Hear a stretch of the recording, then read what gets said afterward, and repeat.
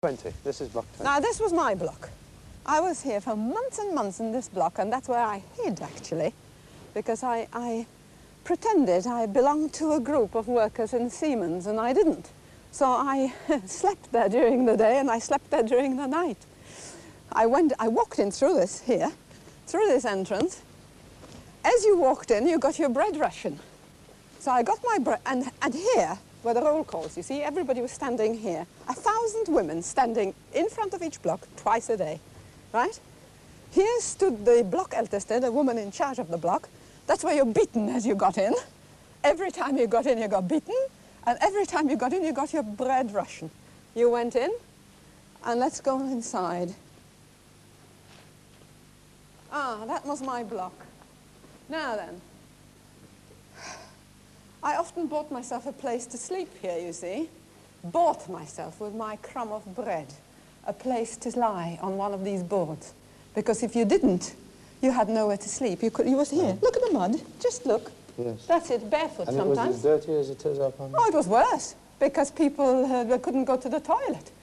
There were no toilet facilities. No toilet. There was a bucket at one end, but you had to fight to get to the bucket, or you had to have permission to use the bucket.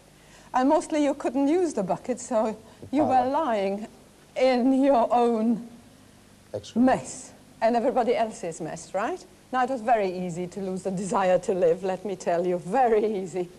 So don't be surprised when people gave up, because you live like this for just a few days, without water, without food, and you're beaten all the time, and no change of clothes. And how long do you think you want to live? Exit up there? That was... Oh, that was just to let a bit of light in, but no light.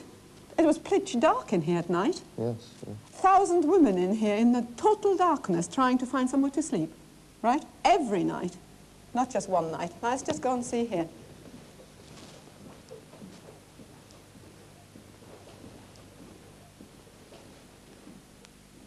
Oh. Now then, sometimes there was a bit of water here, but 1,000 women trying for a drop of water. Now, I don't remember this because I never, ever managed to get as far as this. I washed in my urine, David. That's where I washed, you know. And what's more, you had to keep your body clean, because if selections were carried out, you see, the SS came in here, everybody had to get down, strip. And then they looked you over, and if you were dirty and you had some sort of, and even if you were too thin, your number was taken down, and you never heard anymore. You know, this was the end. You thought, oh, well, they've just taken your number for some reason. Perhaps you get a flogging. But it wasn't so. A few days later, all the numbers were called out, and you were taken to block 25. Anyway, that's where I lived, David, for 2 years. No, not quite. I'm exaggerating, 1.5 years. Now, in the mornings, 4 o'clock in the mornings, you were driven out from there, and you stood here. So in fives, here you were counted, and you can imagine that people kept on going to different blocks, because you know, they got mixed up. It's not always that you found your way to your block quickly enough. So you stood outside somebody else's block. Oh boy, if numbers didn't match up, you stood until the numbers matched up, sometimes 3 hours, 4 hours, right through the night. In the meantime, bodies were lying along here, you see, because people just collapsed and died.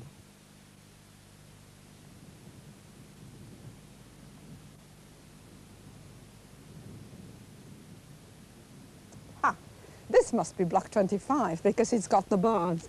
And I don't need to see a number, because I can see the bars. Now, when selections were carried out to the gas chambers, people were stripped, mostly they were stripped. Naked, put into there, block 25. Now, everybody kept away from here, because through the bars you could see hands sticking out. Hands of people sticking out, begging just for a drink, because they were naked there, sometimes 3 days, 4 days, waiting to die, waiting to be taken to the gas chambers. People that have perhaps survived the camp for 6 months, 8 months, 10 months, not just coming from home. Whoever went through there never, never, ever came out. You just couldn't get anybody out. Hands were sticking out here, day and night, begging just for a sip of water, so that they could... Oh, they didn't give them anything? Nothing. 3 days, 4 days, sometimes a week. And sometimes when they opened up the doors, the stench was such that you could smell it right through the camp.